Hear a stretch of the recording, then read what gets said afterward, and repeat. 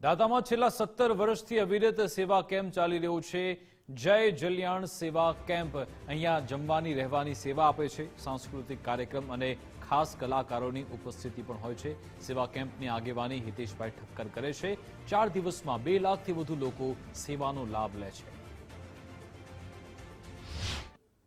અંબાજી ખાતે પગયાત્રા કરીને જેટલા પણ માઈ ભક્તો જતા હોય છે એ માઈ ભક્તોનું જે સેવાનું કામ કરી રહ્યા છે એ જય જલ્યાણ સેવા કેન્દ્ર પાસે અમે છીએ અને જય જલ્યાણની જો વાત કરવામાં આવે તો 17 વર્ષથી જે સેવાનું કામ કરે છે એ સેવાનું કામ બદલ જે પરોપકારી જીવ એની પાછળ લાગેલા છે એ હિતેશભાઈ ઠક્કર આપણી સાથે છે।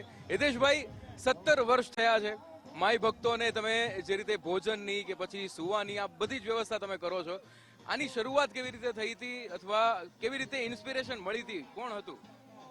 નાના હતા ત્યારે આવા કેમ્પો બંધાતા ત્યારે એમ જોવા જતા અને ખાવા જતા એમ કહેતો, ત્યારે એવું વિચાર્યું કે માતાજી લોકોને ખવડાવવા કરી દે તો આ સેવા શરૂ કરી દઈએ અને માતાજીની દયાથી આ નિમિત્ત બનાવે છે અને 17 વર્ષથી સારી સેવા કરી શકીએ છીએ માઈ ભક્તોની અને 4 દિવસ સુધી સેવા કેમ્પ અમે ચલાવીએ છીએ। આ સેવા કેમ્પ અને લાખોની સંખ્યામાં માઈ ભક્તો આ સેવા કેમ્પમાં ભોજન પ્રસાદ આરામ તેમજ વિવિધ સુવિધાનો લાભ લઈ અને અંબાજી તરફ જય અંબે બોલતા આગળ વધતા હોય છે। બિલકુલ, જય જલ્યાણ આ સેવા કેમ્પ જે રીતે આપ જોઈ રહ્યા છો, અત્યારે અમે લોકો વાત કરી રહ્યા છીએ, અમે ખુદ પણ અહીંયાની આખી જે સુવિધાઓ છે એ જોઈ છે। તમે સ્વચ્છતા જુઓ, તમે ફૂડની ક્વોલિટી જુઓ કે પછી તમે ત્યાં સેફટીના જે સાધનો રાખવામાં આવ્યા છે એ બધી વસ્તુઓ જુઓ। હવે આમાં સેવા તો કરવાની જ છે પણ સાથે સાથે ખર્ચો પણ થઈ જતો હોય છે, તો હવે ખર્ચો થાય છે, સેવાય કરવી છે, આ કેવી રીતે શક્ય બને છે? માતાજીની કૃપા છે, ખાલી આપણે નિમિત્ત માત્ર છે એ જ ચલાવે છે માતાજી અને એ આપે છે ને અમે વાપરી જાય, સારા સદુપયોગ થાય છે સારા કામમાં માતાજી। બિલકુલ,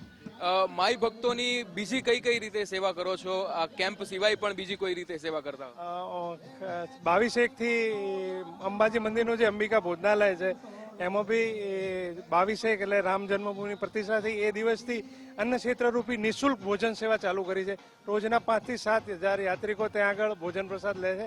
આ ફરે ગબ્બર તળેટીમાં બી એક દાતા તરફથી ભોજન સેવા કેમ્પનું આયોજન હતું, એનું બી સંચાલન અમારે સંસ્થાને મળ્યું છે અને આ તો 17 વર્ષથી દાતા રતનપુર મુકામે અમે કરીએ છીએ અને આ એક કેમ્પ એવો છે કે જે યાત્રિકો માટે લેન્ડમાર્ક જેવું થઈ ગયું છે કે દૂરથી ચાલીને અમે ક્યાં મળશું કે જલિયાણમાં પ્રસાદ લઈશું, ત્યાં આરામ કરશું પછી અંબાજી જઈશું, એ પ્રમાણે સેવા થાય છે। જી, અને જે રીતનો અહીંયા સ્વચ્છતા કે જે રીતનું મેનેજમેન્ટ જોવા મળી રહ્યું છે એ અમને ઘણા બધા સેવા કેમ્પ જોયા પણ અહીંયા જેવું તો અમને જોવા નથી મળ્યું। તો આ રીતે અંબાજીમાં ઘણા બધા ભક્તો અને આવા ભક્તોના સંઘની સાથે આવા સેવા કેમ્પ પણ જોવા મળતા હોય છે। કેમેરામેન વિકી સાથે વિક્રમ, ગુજરાત ફર્સ્ટ, અંબાજી।